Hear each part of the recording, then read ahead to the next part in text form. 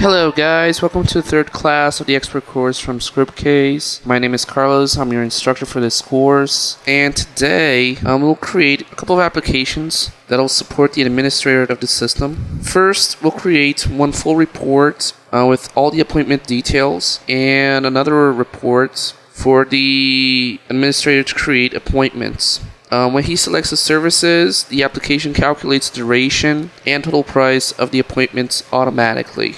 Okay, so let's access here.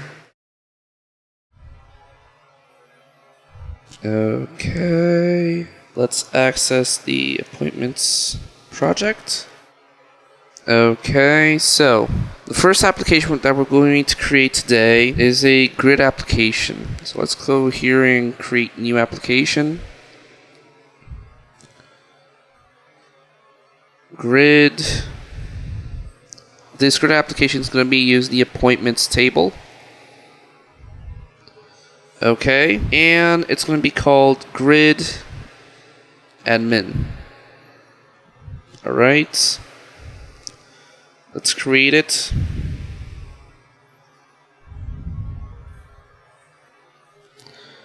Although if you guys already have access to the code repository, if I access the repository here, see grids, appointments, there's a SQL here.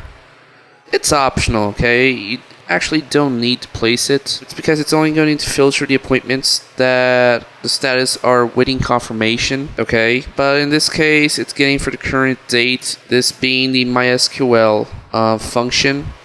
But since the database that I have is a little bit old, none of the dates here will be greater than our current date. So this actually won't list any appointments. So I'm not considering in using this where clause. Alright, so let's go back here. Let me run the application so you guys can see exactly what's being displayed in this application. We have the appointments ID, the staff ID, customer ID, price, additional charges and discounts. There are also other fields that are displayed. Here are the other fields. Total price, appointment start date, start time, end date, end time, current status, recurrent, period, and rating. Okay, so I'm going to modify the fields that are being displayed in this application. Actually, I'm going to remove a couple of fields. Let's go here to field positioning.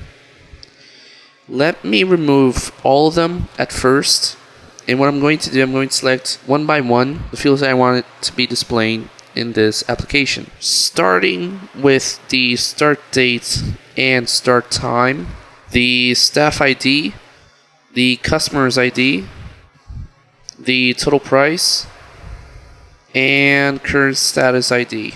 Let's save this. Let me go here to the fields. Let me adjust the lookup settings for the staff ID, customer's ID, and current status ID.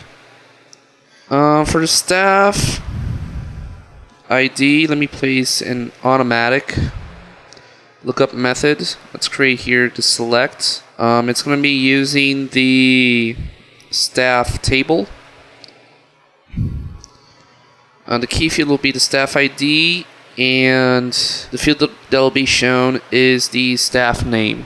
Okay, let's confirm that. Let's go here to the customer ID, save this. Do notice there's a difference in the field that contains a lookup method enabled. It's kind of this triangle part here that we see on the right side inferior part of the field icon actually. So it's kind of to differentiate the field that has or doesn't the lookup method. Again, here for the customer ID, it's going to have the automatic lookup. Create select based on the customer's table using these fields actually. Key field customer ID, field to be shown customer name. Save that. Let's go here to customer status ID. Go here to the lookup method, automatic. And let's create the select using the appointment status table. And it's going to be using the appointment status ID as for the key field, and the fields that will be shown, appointment status description. Alright, save that. Let's run the application and see the results. Okay, so it's kind of working now. It's starting to show relevant data. As I'm the administrator, I need to see this data actually, but there are some things that I can do to make this grid application even better in filtering or ordering the fields, actually the records. Remember that I said that the grid application supports group bys? The group bys, as the name says, it groups records based on a type of field that you desire. Let's go back here to Scriptcase, close here the fields folder, and let's go here to group by. Let's create a static group by. Okay. This is new in the Scriptcase 9 version. It allows you to basically just drag and drop the fields that you want to be the group by fields. In this case, please pay attention. Do note that we don't have any more the totals in other parts of the application though. Everything's controlled here directly by the group by. So basically what I'm going to do is I'm going to drag the customer status ID to be my group by field. It's going to be the y-axis. Okay, I can have more than one field here for the group by. For the grid totals, I'm going to drag the total price. Okay. The summary, I'm not going to drag it yet, although I can set it up later on directly in the summary dynamically. Let me set here the name status. Okay, so let's save that. And let's run the application so you guys could see what exactly did I do. So it's kind of grouping by the status.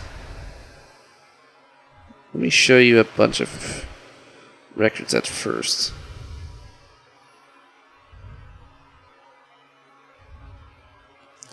And at the end we see here the totals actually for each record. I don't know why it's showing 2 here and 1 in the other. Let me see here. There's...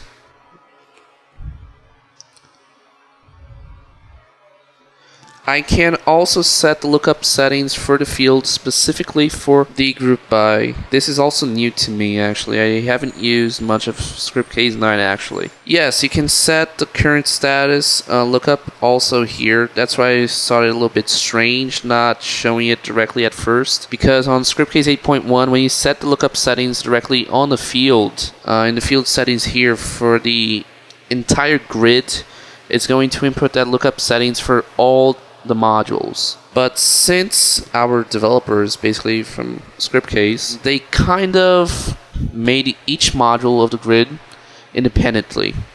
So it doesn't, all the thing doesn't actually inherit the settings directly from the grid, allowing you to kind of make the fields more customized depending on your needs. So if I run it now, it's probably going to show the awaiting confirmation set to 1 here and schedule for the 2. I hope. Hold up. Inscription.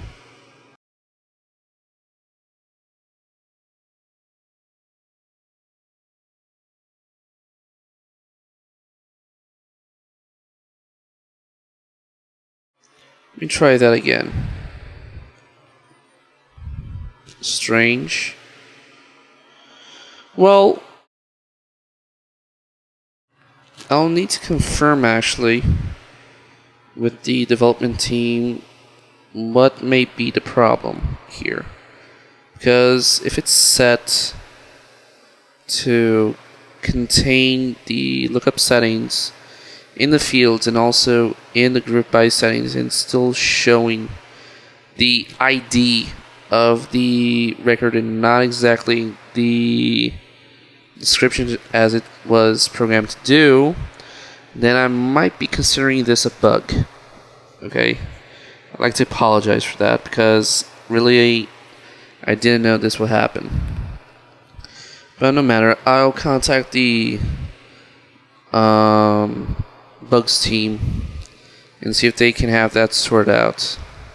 Alright, Well, continuing on. This was one of the group bys I want to show you guys, and the other one is the dynamic group by. The dynamic group by different from the static group by. As you can see, when you run the application, it stays that way forever. When you apply the dynamic group by, let's say I want to place a start date. Let me see here. Let's say by default date actually. Start time, hours and minutes, the staff ID, the customer's ID, and the current status ID.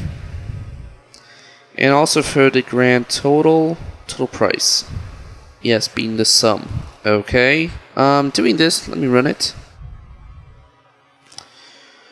If you go here now, there's a new button here called Group By. When you click on it, it has two tabs here. It has the current one, which is static, and when you click on Dynamic, it allows me to change the fields that are going to be grouped by. So let's say by the date. So it kind of groups the information all by the time, actually the date here. Let's say I want to group it by the time instead. Oops.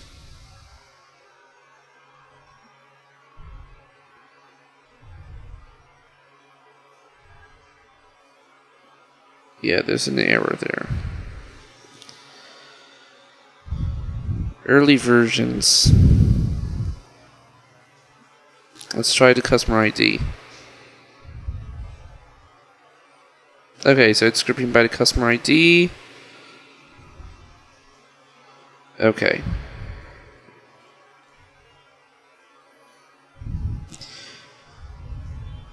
So that's the group by. That's what a service for. That's its purpose. Basically, it's group the information on screen depending on your needs. But using the group by also allows you to use the summary. I'll be showing you it later on, still in this application, but I still want to show you guys another feature, which is the refined search. Refined search, I don't know if you guys are familiar with online shops or e-commerce systems, that on the left side there's a filter menu that you kind of start selecting the information I want to filter. Well, it's kind of like that. In this one, actually, I'm going to select the current status. Let's see. This one. Staff ID. And the appointment start date. Let me save that.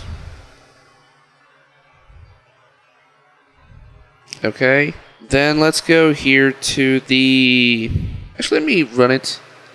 Show you guys. It's this part here on the left side, actually. I can filter out the awaiting confirmation. So all the awaiting confirmation is going to be here with the start date.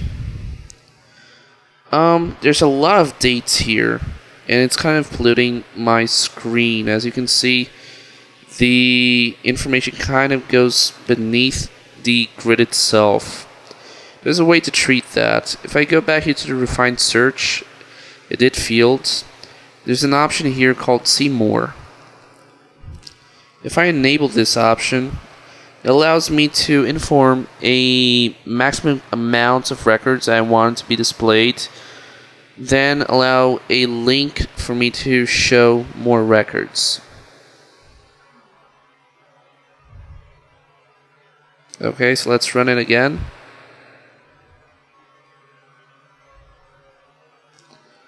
Okay, so it's now showing 10. If I click on see all, you can see all the records now. What's strange, this is the staff ID without a name. Let me check something here in the database builder. Just a moment, guys. Actually, it's the staff. Select data. Yeah, there isn't a name. We can change this to Anderson. Save. Okay, now let's see if that gave a name here. And still no. Then I think there's a problem here. The appointments. Let me run a query here. Which one's Carlos? 5. Replace it all for Anderson. Just a moment, guys. Let me test up something here.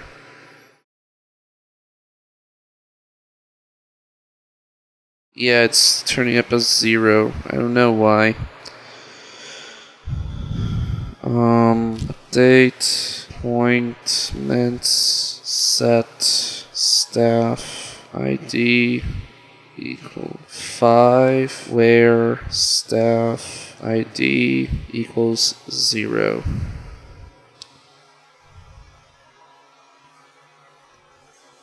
Okay. Let's see if it runs now. Okay. Now it's set Anderson. So that's another thing the SQL Builder also does. It runs normal DML commands also. Okay. Next thing I wanted to show you guys is the settings I can do in the advanced search. So let's go back here to Scriptcase, close here. Let's go to the search, advanced search. And what I'm going to do is, let me select the fields that's going to be used in the advanced search. First one is the current status ID. The next one is the staff ID, customer ID, and the appointment start date. Save that. Doing that, I'm going to go here to fields, and I'm going to set up each one of them. This field is going to be a select type. Okay. Automatic. Create here based on the appointment status. Okay. Staff ID based on the staff. This one's going to be a select. Automatic. Create select based on the staff. Okay. Let's go to the customer. This one's going to be a number autocomplete. A lot of people normally ask me what's the difference between the text and number autocomplete. It's basically the internal value that you're manipulating. The text is normally used and should be used when you're treating an internal value, which is a alphanumeric value. And only use the number autocomplete when you're treating IDs that are in fact numbers. Okay?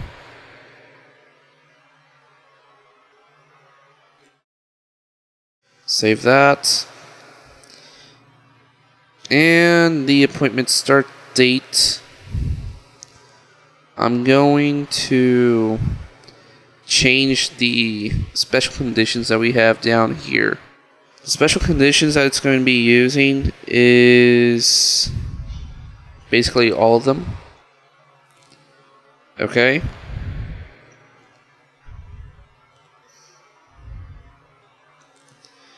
And the dynamic search also, I'm going to select those same fields. Current status ID, staff ID, customer ID, and the appointment start date. I don't need to set them up again because they are already in here, the fields folder. Okay, but I still need to go here to settings and set up the search criteria for the other fields, basically. In the staff ID, I can only let it the values enable when it's equal to some value that I have set in the select box. The customer ID also equal to the appointment start date. I'm going to set it between two values, and the current status ID is going to be equal to also. Right, so let's run that. What happens is, if I access here the advanced search, I can now select here on the current status, which is concluded, and the owner is Ajax. Okay, so it kind of does the group by. It shows here the filter that I'm using. Looks for that specific current status and also does the totals here. Okay, I can also set the dynamic search that basically, let's say I want all the fields that are concluded.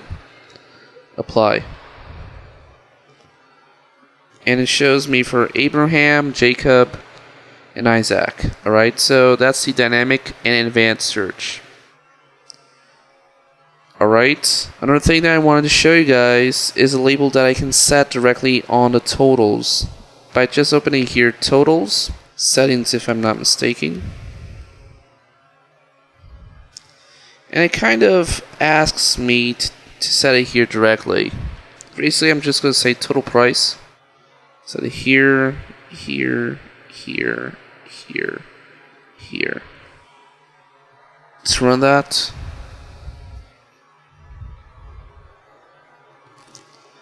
And let's look here for other records to see those labels.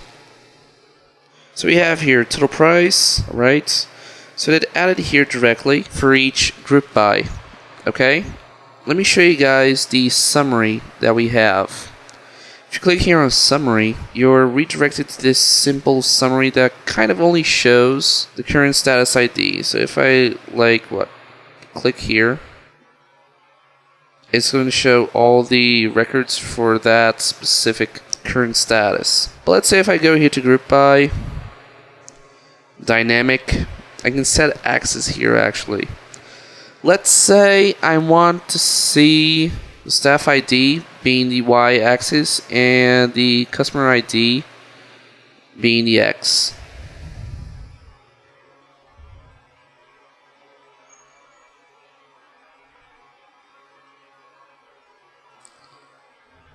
It's a little bit confusing, right? Actually, it's not even placing the total. Strange.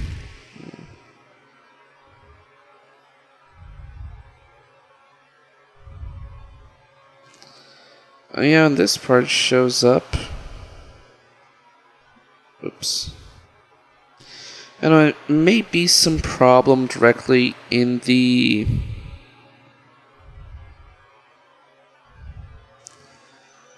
group by though. I seriously need to contact the both teams and see what's going on, because as I remember, if you just do this actually, it's supposed to be showing me the name of the staff here and the status description here and the amount of records here actually,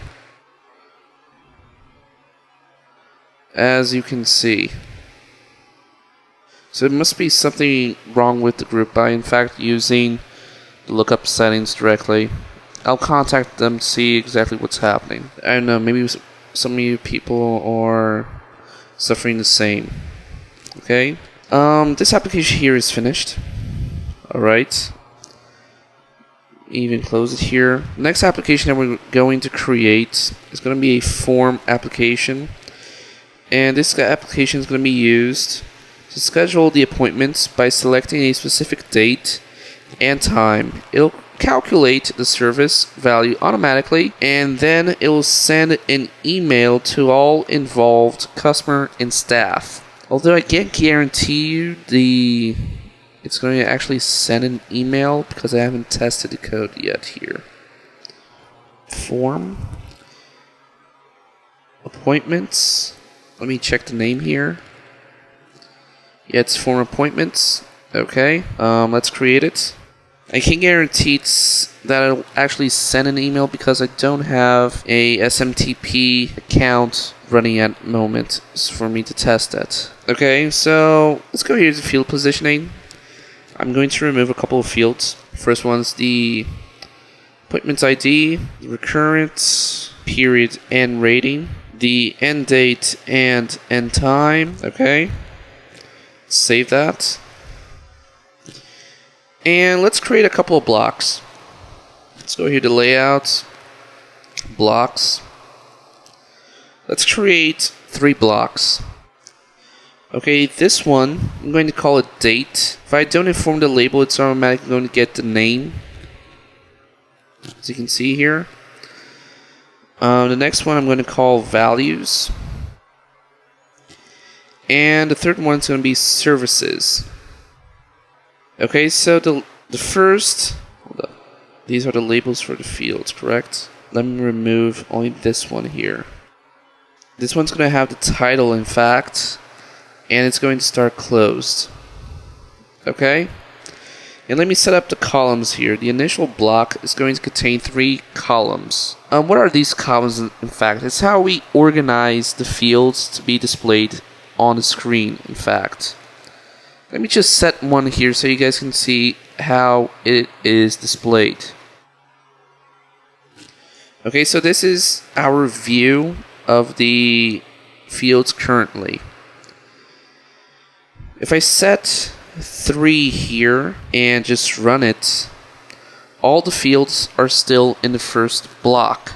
So it's going to be divided in 3 columns, as you can see here. But I'm going to divide them into the other blocks. So the second one's going to contain 2 columns, and the value is going to contain 4. Let me save that. Let me position them into their correct block. So the date basically is the start date and start time.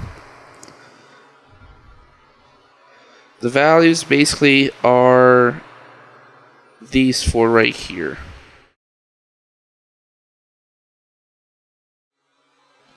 And the rest, they stay up here.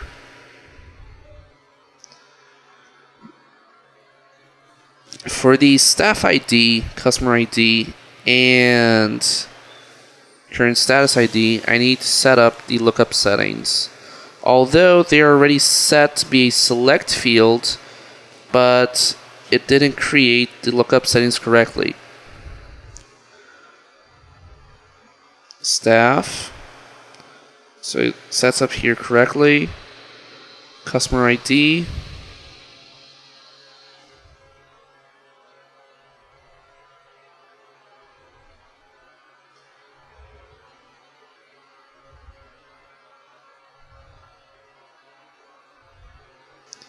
Okay, current status ID.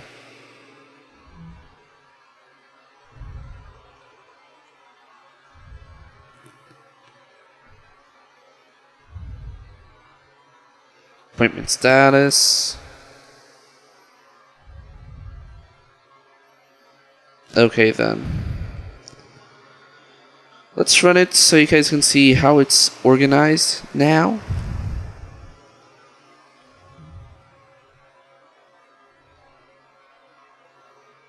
Okay. One thing that I need to do now is actually 2 things. I'm going to change the settings here for both appointment start date and start time. Alright. The start time, I'm going to change the format and only display the hours and minutes. So let's go here to the start time. And to do that, just go here to display. Change it to HHMM, and it changes the format. And for the start date, I'm going to remove the date format exhibition, which is this switch right here. Doing that, let's run it. Just confirm that this is not displaying and this changed to hours and minutes. Okay, all good. Alright. I'm going to set the price and total price to be labels. Okay, so let's go here to price. Basically, I'm just going to enable this option here, label field. Field will work as a label field and cannot be changed. Detail, it cannot be changed directly by the interface. But if you have any events that could change its value internally, it'll change it normally.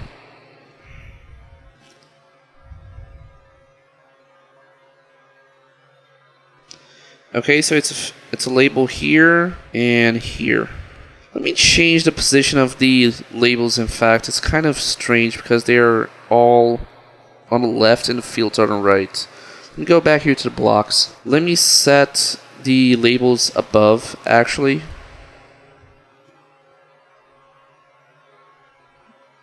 Above. Let's run it so we can organize it better. It's kind of strange it like this. Okay, so it's better now. I'm going to introduce you guys something called PHP Methods. That's where Scriptcase kind of makes the PHP functions to be reused in the application. How do we do that exactly? Let's close up these. Let's go here to programming. And here we are. Programming, new method. Let's click on this new method. And let's create a new method called Upd price. Doing that, let's create. Okay. This is the PHP editor. Same thing that we have in a event. Let me get the code here in the code repository. It's a form, so let's go here to forms. And was the form appointments. Where is it? Here.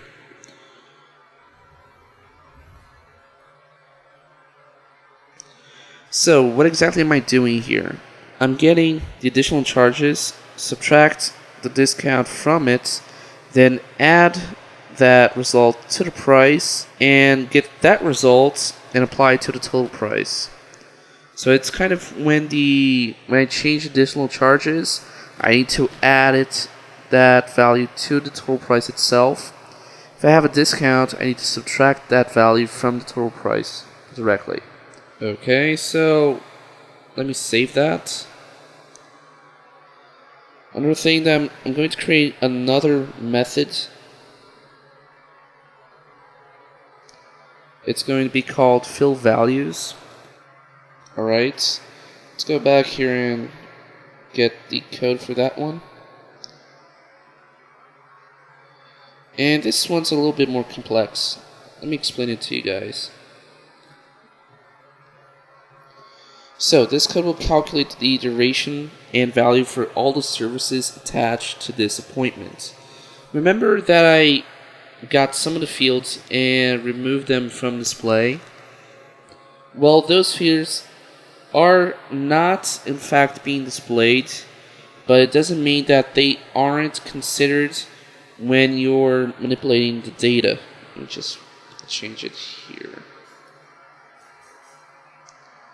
So what I'm doing is getting the value and doing some math here to apply the values to the hidden fields, which in fact is the appointment's end date and the appointment's start date, actually the appointment's end date and end time. Getting the information directly from the database and from the screen. So by steps here, I have a val duration variable that's equals 0. I have a val price that also equals 0.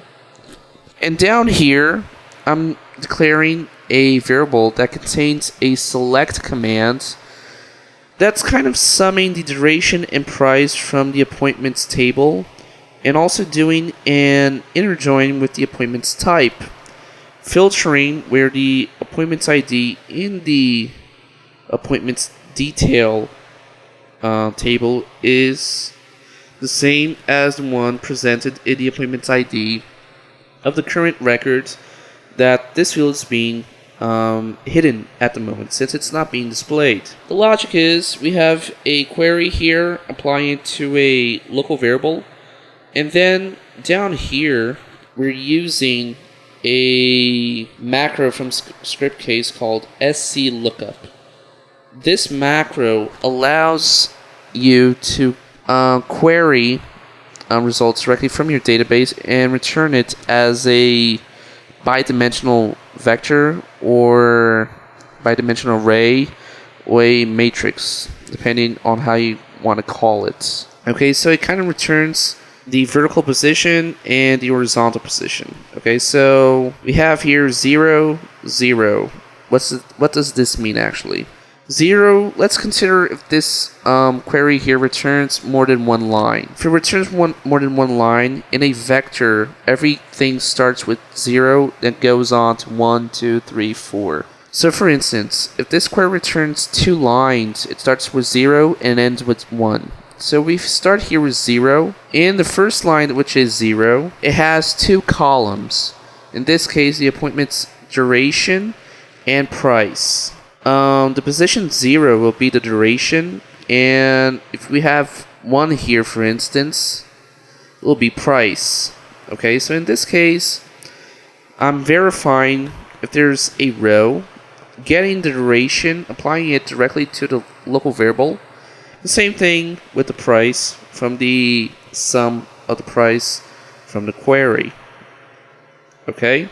Getting that, I'm passing the values directly to the price field and applying the start date equaling the end date. Then I'm getting the start time, exploding the information, kind of getting the hours and minutes, separating it into parts, and basically adding the duration, multiplying it by 60, as in minutes actually. Getting the parts here and turning it in time. Alright? Well, these two methods are created. Okay, that's great. But where are we going to use them? Scriptcase offers a type of event called Ajax. Kind of what we used when changing a select field and modifying the value from another field. Scriptcase offers some events to normal fields, which is this one right here. Ajax events. So let's create a new Ajax event. And what's the purpose of this event that I'm going to create? For instance, I want, when I add, let's say 50 here, 56, that this additional charges already is calculated and added up to the total price. Okay, that's only available and that's only possible through JavaScript or Ajax. In this case, I'm going to use Ajax. Here are the steps, actually. The first parameter that it asks here is the field that's going to trigger the event in fact. In this case, I'm going to select the additional charges, and then I'm going to select the type of event that's going to be used. I'm going to use the onChange, so when the value is modified in the field, this event is going to be triggered. So doing this, let's create the event. And basically, what am I going to place in here? Well, I'm going to call the method upd price that I created. Simple, alright? So this means if I run the application now, let's simulate here, 56 is processing, and it just added up 56 to the total price. Does it work for the discount? No. Why? Because I haven't created the event for the discount yet, and I'm going to do that right now. Let's create here the new event, new Ajax event. Using the discount field as the trigger for the events, and using the onChange processing event. And I'm going to call the same thing here, Upd price.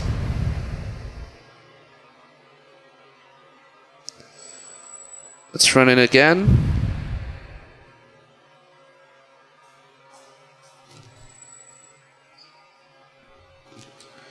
Let's see. To make this equal 200, let's place 50.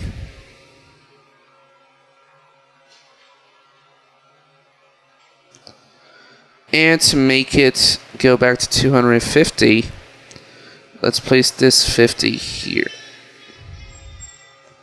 So it now equals the total price and price. So it updates now if I change the value from the additional charges and discount. If I save this, it'll save the information for all 4 fields normally in the database. Okay? Now, I'm going to do 2 more events. One for the start date and the other one for the start time, which basically is for the other method that I created, which is the fill values. So let's select here, start date, onChange. And let's call it here fill values.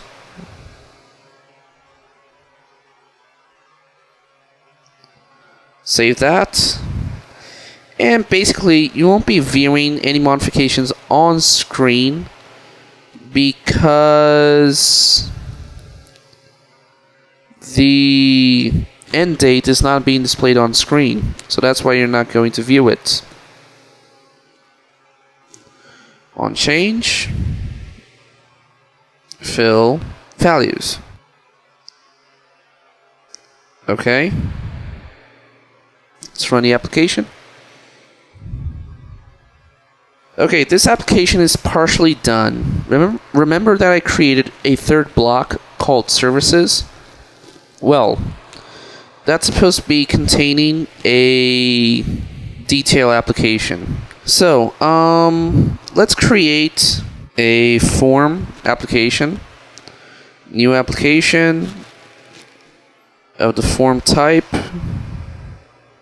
using the appointments details table, but it's going to have a different name. It's going to be form request underline appointments details. Okay, let's create it. Let me run the application so you guys can see exactly what's being displayed. It's only 3 fields, okay, but believe it or not, I'm going to remove 2 of them. Let's go here to field positioning. I'm only going to display the appointments type ID. The details ID and the appointments ID are not going to be displayed. Okay, so let me save that. And let me set up the select lookup method for this field.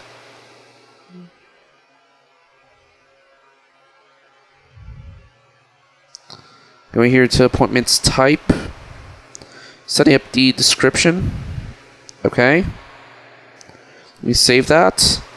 And of course, this application is not going to have only one field to be displayed. There's going to be 2 other fields, but I just removed the other 2. No problems. Scriptcase allows me to create virtual fields that are mostly used for calculation purposes and temporarily display matters. So I'm going to create 2 fields. Both of them are going to be the type label. Okay. The first one is going to be duration, and the next one's going to be price. Let's create that. Now, running the application, you're probably not going to understand exactly what it's doing. It's just showing this. But let me change the orientation of the field. For the form. Let me set it to editable grid view.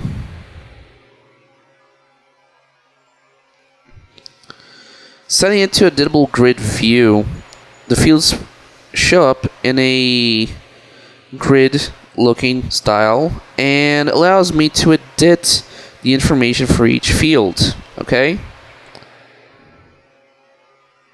But I still have some things to do. I'm going to create a PHP method so I can load the information for the duration and price. Alright, so let's go back here. Scroll down to programming. Close up this.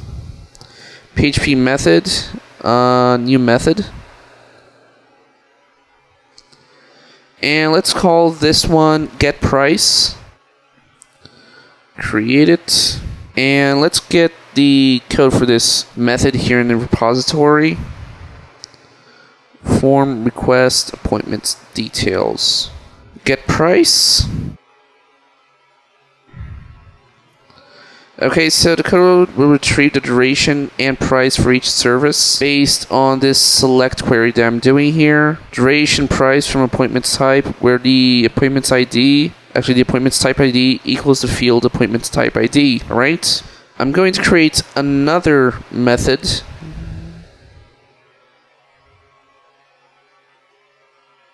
called Upd Master. What exactly does this method do? Let me get the code for it.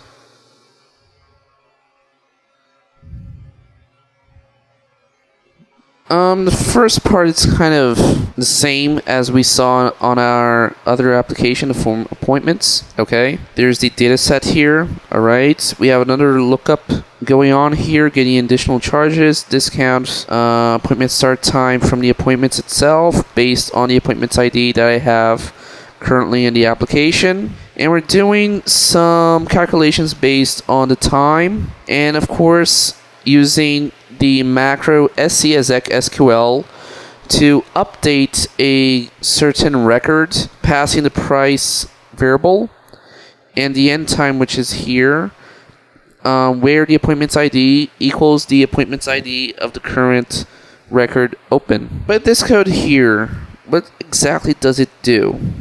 Okay, Scriptcase has a feature that allows you to update the information of a master application from the detail application using basically one macro called scMasterValue, which basically the first parameter that you pass is in fact the name of the field that you want to update in the master application. And the second parameter is the value that you want to pass to it. But what are these other lines that contain SC format num? This macro allows you to format the information before sending it to the master application. Alright? Now, where am I going to call these functions that we created, these methods? Well, I'm going to create an Ajax event on change on the appointments type ID. On change, let's create the event, and I'm going to call the get price in this event. Okay, so let me copy this. I'm also going to call it in the event on load record. Since it's a editable grid, this event will run once for each record loaded on screen. So let's place it here. It's going to do exactly the same thing for each record. Let's save that. Okay. Now basically, if I run it as it is, it's going to place the duration and price for all the appointments type. So basically, if I change here files backup, whoa.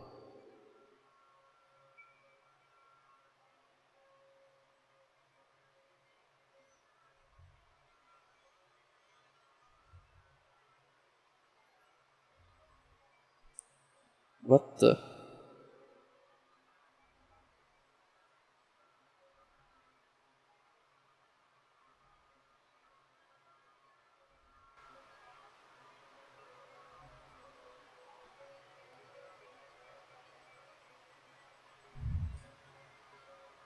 Hold up.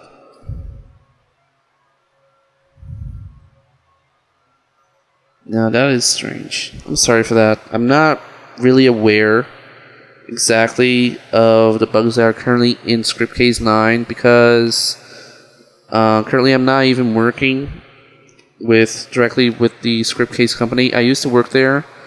They asked me to do these classes, but honestly, I'm really not aware of these bugs. I'm actually gaining knowledge of them throughout this course right now. Okay, so I'd like to apologize in advance if there's any other problems appearing on screen and without me knowing. Seriously. Yes, the other method that I had to place was the Upd Master. So let's go back here on the on-after inserts.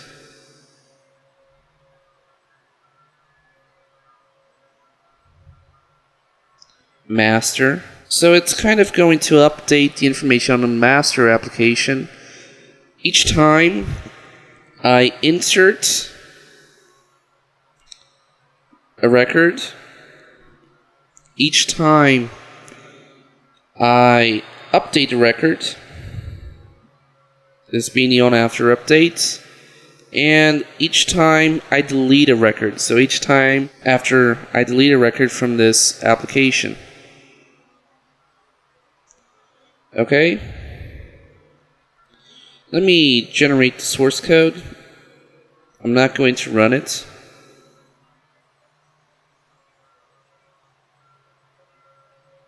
Let's close this. Let's go here to the form appointments, back to the other application, and let's create a master detail.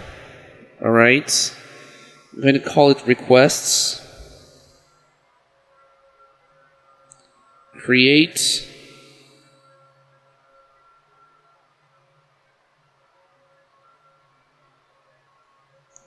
And let's call the form request appointments details. Next. Basically, I'm just going to set the appointments ID. Alright. Save it.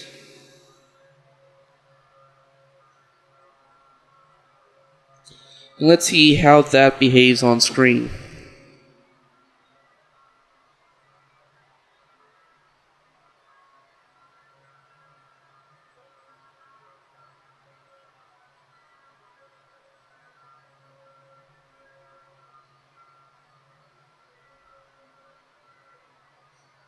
Okay, so basically, let's see. If I change it to... Hold up.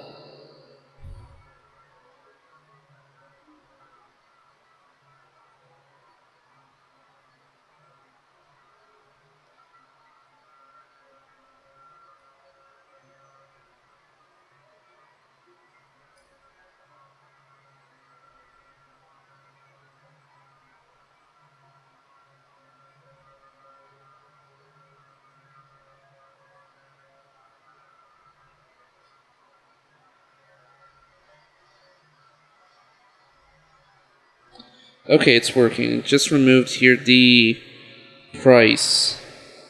I thought it wasn't working though at that time, but it's working. It was 250, right? It just went down 100. Let's try removing the install antivirus. Again, 100. 80 here due to the discount. Let's add a new one. Files backup. Yeah, it's going up 150, 130. Okay. So it's working. Alright. Let me add this application that I created. Both of them actually. The grids and form to the menu. Let's go back here to the home of our project. Let's go here to menu. And let's create here an item called admin. Place it up. Admin. Here I'm going to set create a point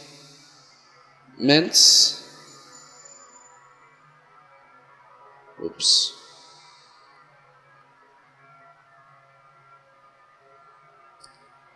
I'm going to select the form appointments here.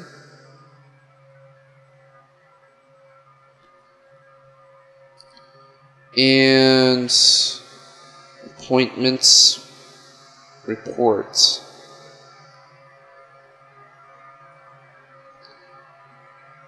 The grid appointments admin. Okay.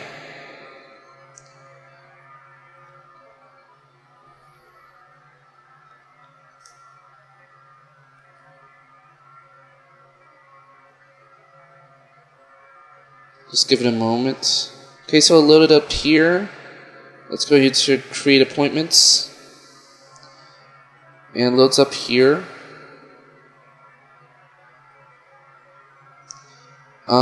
The appointments report. Alright. Okay, so these applications are finished. Let's go to the next step. These were the applications for the administrator. Let's now create the application for the customer. Alright, so let's close up these.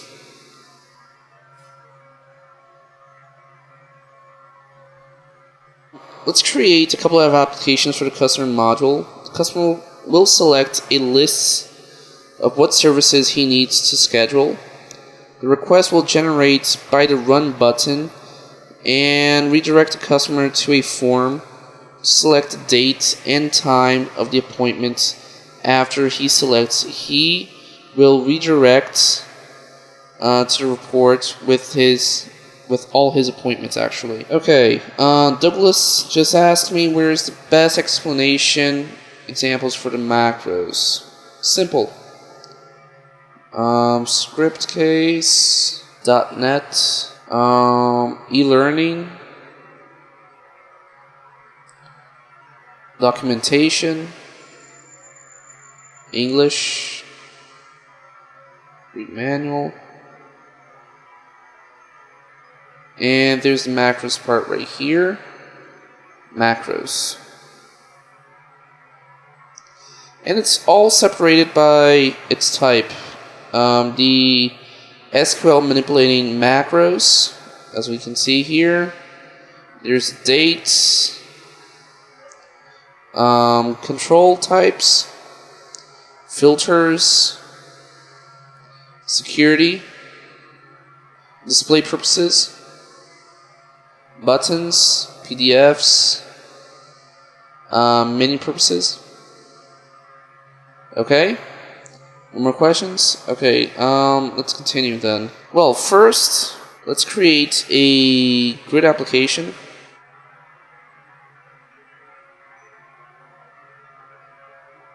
Based on the appointments type table. But its name is not going to be grid appointments type, it's going to be new request catalog. New request catalog. And I'm going to change the where clause. Actually, I'm going to add a where clause here. Where the activated equals Y. Okay? So it's only going to return the active appointment types from our database. Let's go here to field positioning and let's remove a couple of fields. I only wanted to show the description, duration, and price.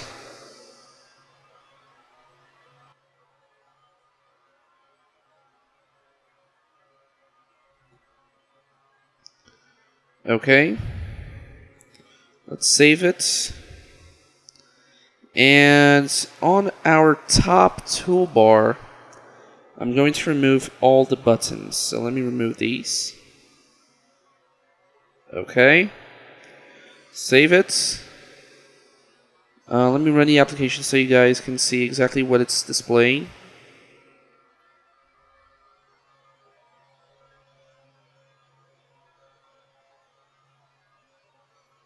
It's kind of what we saw in our previous application. Alright, but I'm going to show you guys a button type called button run. But first, I need to access here our code repository to copy a routine that's going to be used. Let me copy this. I'm going to add this to the onScript init. Well, let me explain here exactly what it's doing.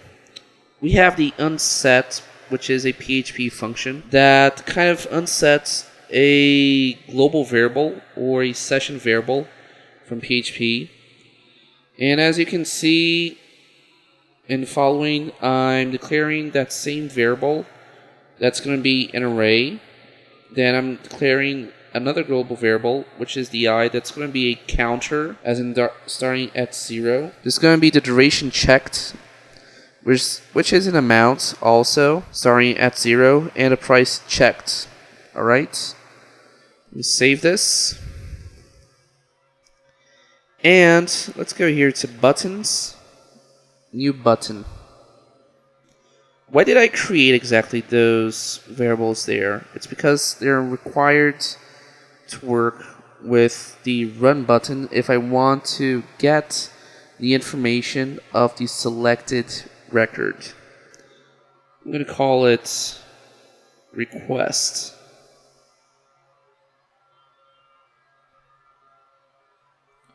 Alright, so this is the editing part of the request button.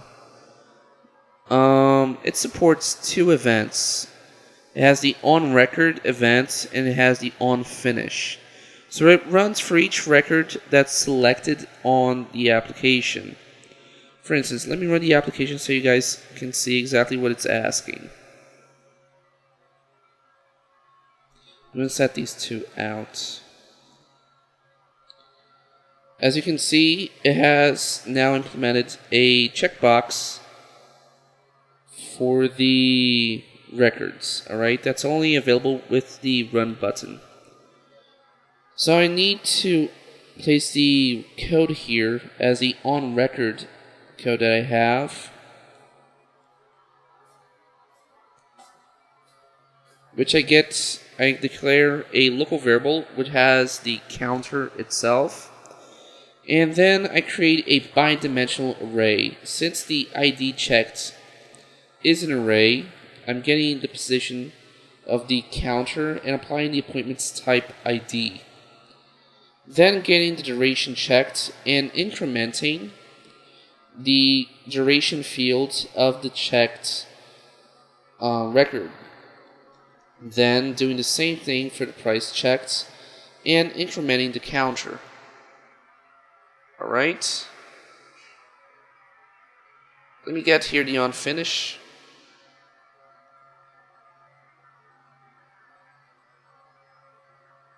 Okay, so getting all that information here, it calculates tomorrow's date plus the time, the price total, the duration total, and inserts into the appointments a new appointment actually, with all the information required.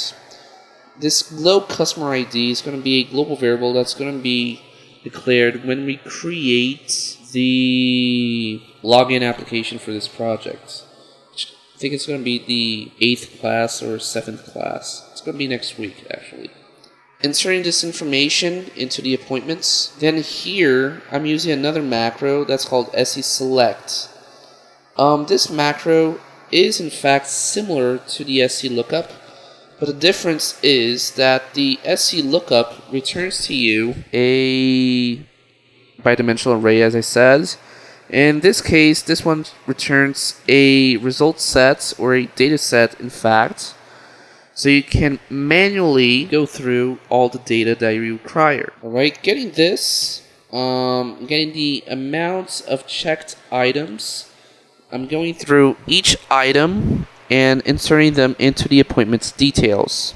Alright, after that, I'm going to redirect to this application I'm still going to create, which is the form request appointments. Alright, before I continue, let me set those global variables as out.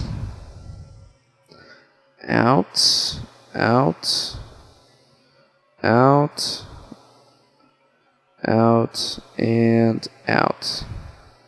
Save that. Once everything is created, I'll show you guys it running. Alright?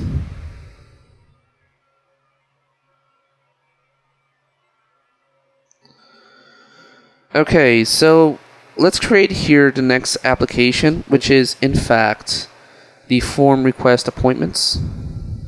It's going to be based on the appointments. Form requests appointments. Alright, as in plural. Requests appointments. Create. Okay, now let me select the fields that are going to be displayed.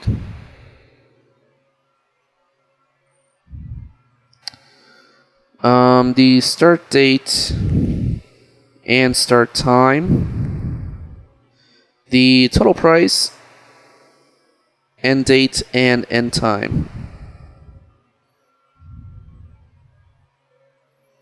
Okay.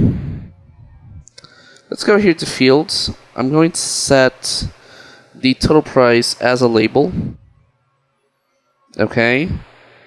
And I'm going to remove all the buttons from the toolbar, only leaving the Save button in the center of the top toolbar.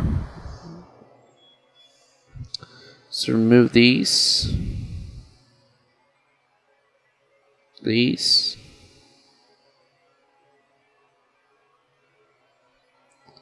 and everything down here. Okay.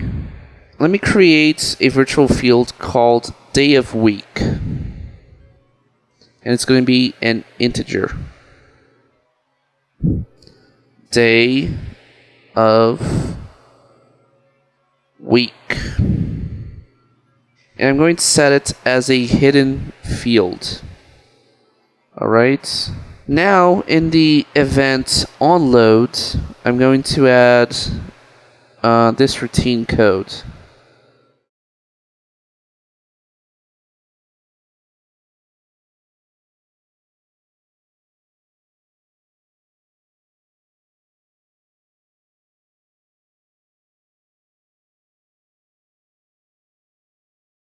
Which will get the dated week based on the start date field. Okay? Now, for the end date, actually, we should start here from the start date. Make more sense.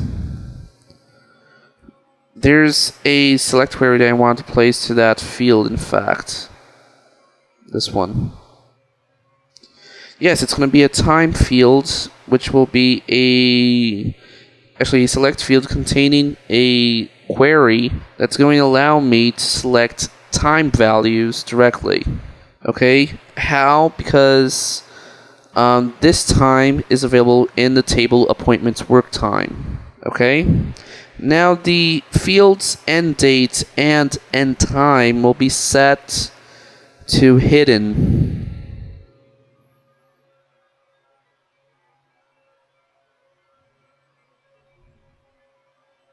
Okay, let me run the application so you guys can see exactly what's happening, because I already did a lot of modifications so we can company directly. Let me see. Okay, so this is what it looks like now, but no problems.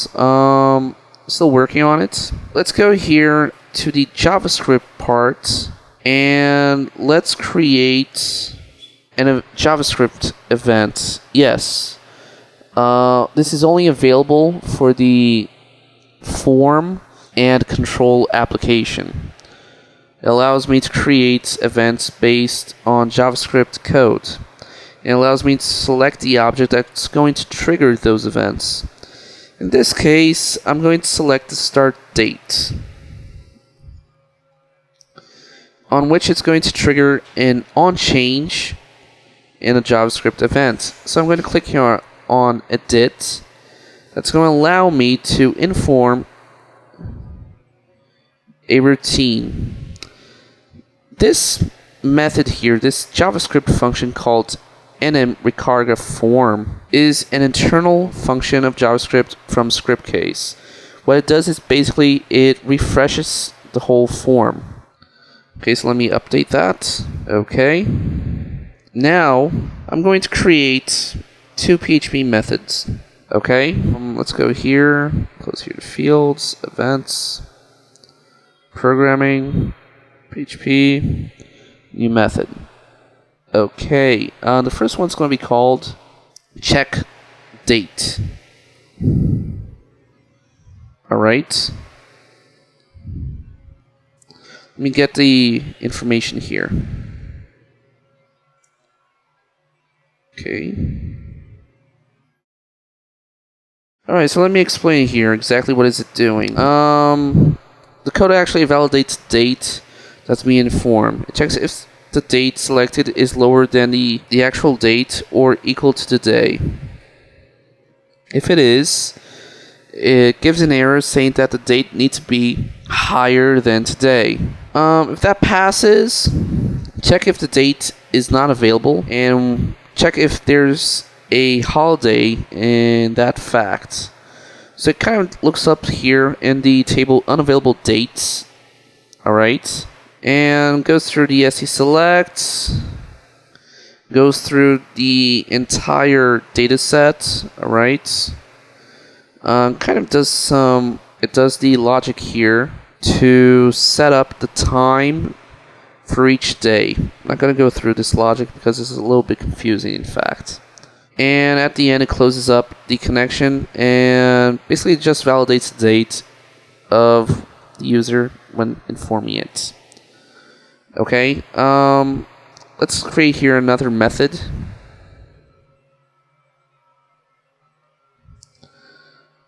Called field values, same one that we created on the other application. And actually it's the same code.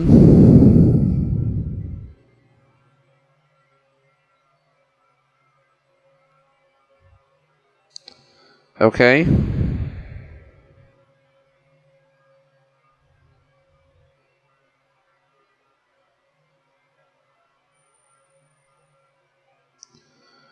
Alright, let me save that. Now, I'm going to add some coding to the onValidate event and the onChange event for the start date, this being in Ajax, and also for the start time. So let me go, just validate. It's basically the same one, so it's going to validate each one of them. So let's go here to the validate. This event is triggered when you submit any information from this form. In this case, when it saves. Going to create here the events for the start date and start time. Yes, the start date already has the JavaScript event, but again, you can do the same thing with the Ajax. So it kind of has two events to do when the value changes. Alright, so the start date, on change. Let me just check if it's the same. Yeah, basically the same.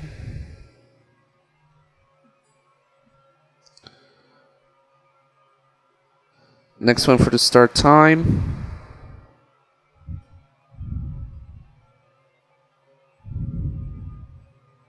We paste it here. Okay, save that. Okay. Now, what I'm going to do is I'm going to actually add a new block to this application. I'm going to call it details because it's going to have a detail also for this application. And it's going to be using another application that I created as a base of it. And without the label also. Let's create here the new one. New detail actually. Call it details.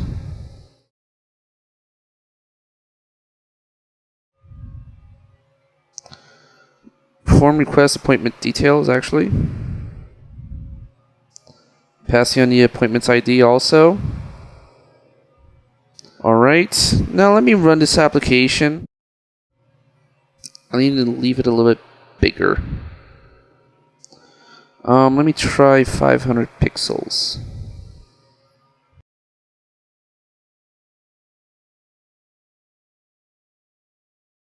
Okay. Alright, it's showing here 130 because it's not displaying the discount nor the additional charges. Alright. Okay, so this application here is finished. So the idea is kind of, when I run this request catalog, sorry, I forgot to place one thing here. On after update. There's a validation here done that kind of redirects me to another field. Actually, another application. I forgot about this one. On after update.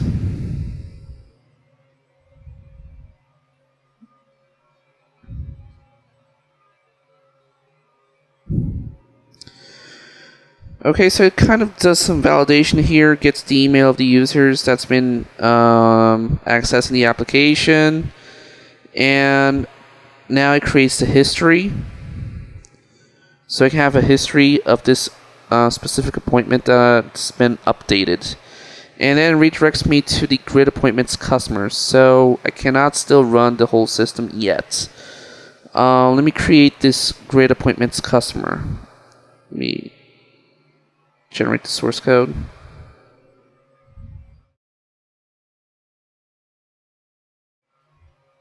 Okay. Let's create the grid based on the appointments also. But the name is going to be grid appointments customer. And it has a where clause. Let me check here. And here it is. SQL. Where the customer ID equals the one that's been passed on. Okay. Let's create it. And what I want is, I want the appointment ID, start date, start time, staff ID, and total price ratings being displayed. So, everyone here. Appointment ID, start date, start time, staff ID, and total price and rating.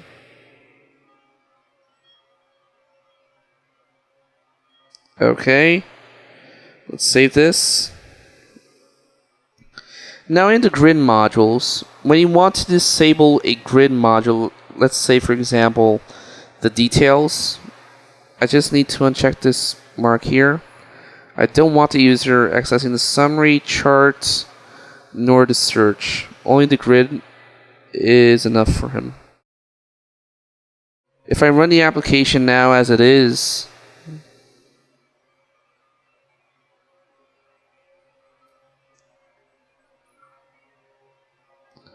it shows me this without the 3 dots here, without the advanced search enabled here also. Okay, now let me go back here to Scriptcase. I'm also going to remove all the buttons from the top toolbar. So no exports for this user. And also, there's going to be a routine on the on record. So it's going to be run for each record that's loaded for this user. So let's go here, on record.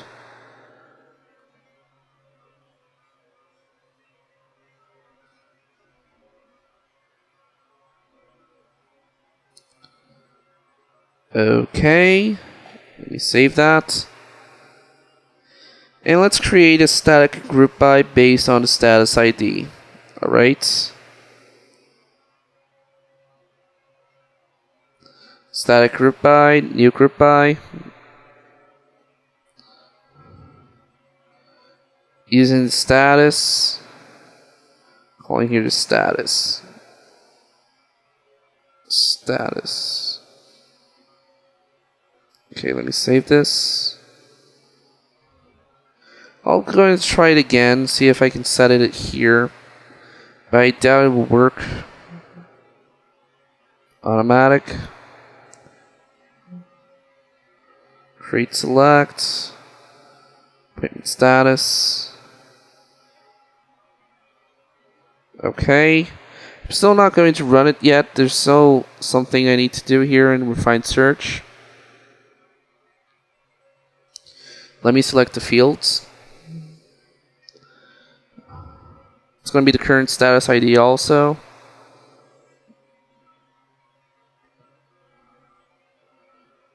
Here, current status ID, appointment start date, staff ID, and the total price. Okay, let me save that. Let me set it up here. The edit fields. The total price, I want to set a range to increment by 5. Staff ID being a multi-select. Appointment start date being a multi-select. But I'm going to edit the current status ID directly from here. And apply the lookup settings for the grid from here.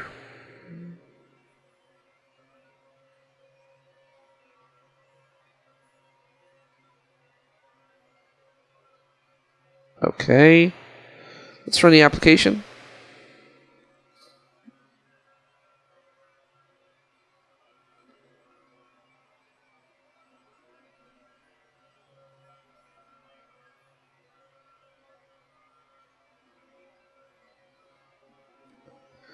Strange, now it shows. You gotta be kidding me.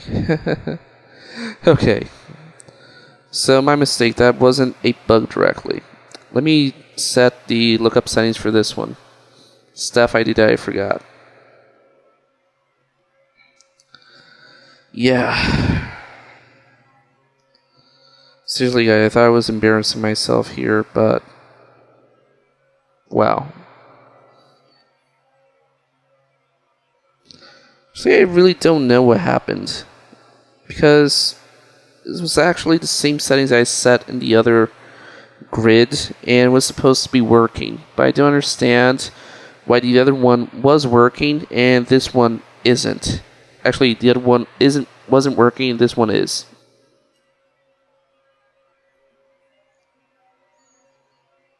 Hold up.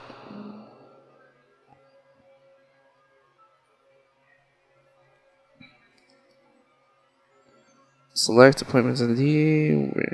Whoops. I think I didn't set this one correct. Yeah, I wasn't paying attention. It was the staff. Okay.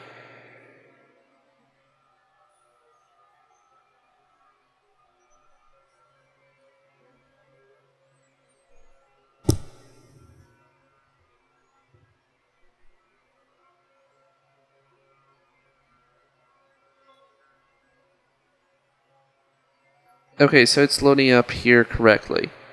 Now let's do the correct step by step. Let's run here the new request. Okay, so let's say I want a file backup and I want to format my hard drive. Let's request that. Wait. Here, why it says constraint files. All right. Hold up. One thing that I forgot to change here. So record.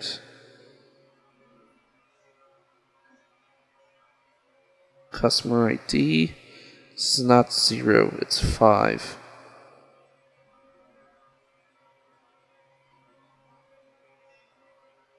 Okay.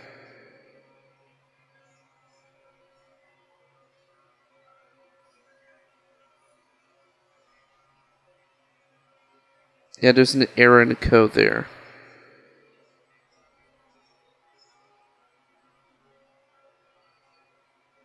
Okay, let's try that again. I want to file the backup and format my hard drive. Missing the user login. User login. Did I set any user login here? Don't remember. Oh, okay. Then you don't have to update. Don't worry, guys. These things happen when developing.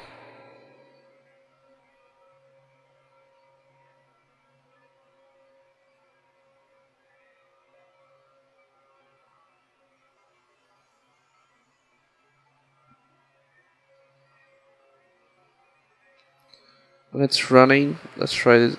Let's try it again. Files, format, request.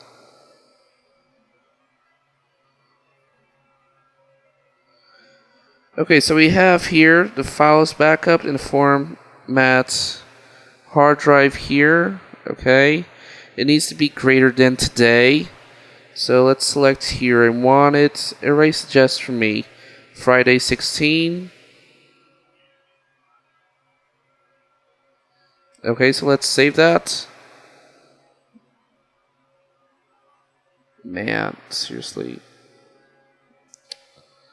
Hold up. Where's that user? User login right here. Okay.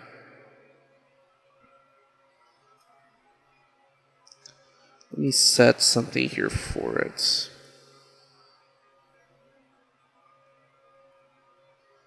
This is just temporarily.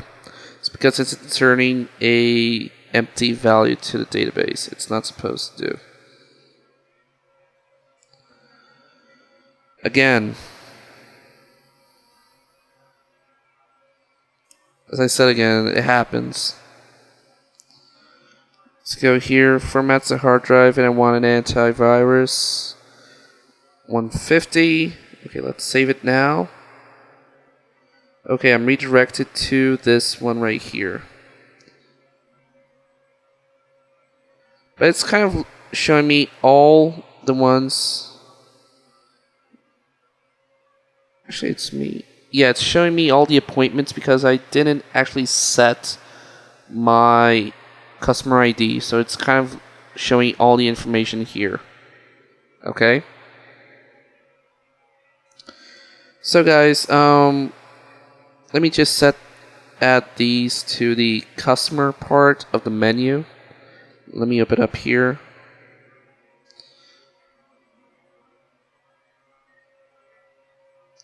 Let me add a new one right here.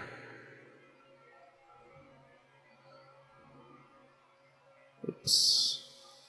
Customer.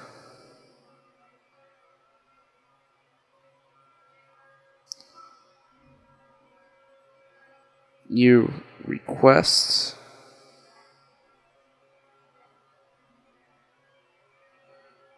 Set that grid.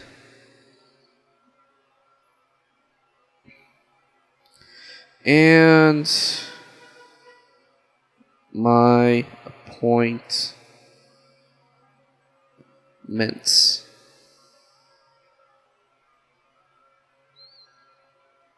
Is it grid customers?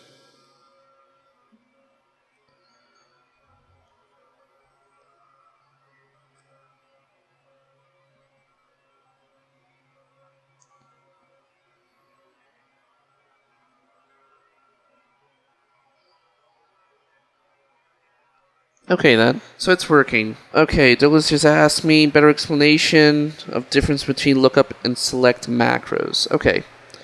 For instance, the lookup settings, as I said, it gives you a kind of already built up matrix for you to access with a little bit more simple coding. But it's not recommended to use when you're, let's say, querying for like what? 1,000 records.